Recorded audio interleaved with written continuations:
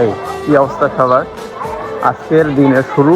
আর আমরা প্রথমেই গাড়ি থেকে নেমেই রওনা হয়েছি হজরত শাহপরান রহমতুল্লাহ আলাহের কবরস্থানে। এবং প্রথমে আমাদের এই যে ভিডিও থাকতেছে, সিলেট শহর থেকে কিছুটা দূরে শান্ত ও মনোরম পরিবেশে অবস্থিত মহান সুফি সাধক শাহপরান রহমতুল্লাহ আলাহির মাজার। তিনি ছিলেন উপমহাদেশের অন্যতম আধ্যাত্মিক ব্যক্তিত্ব এবং হজরত শাহজালাল রহমতুল্লাহ আলাইহির ভ্রাতুষ্পুত্র। ইসলাম প্রচারের জন্য তিনি সিলেটে আগমন করেন এবং মানুষের মাঝে শান্তি, ভালোবাসা ও মানবতার বার্তা ছড়িয়ে দেন।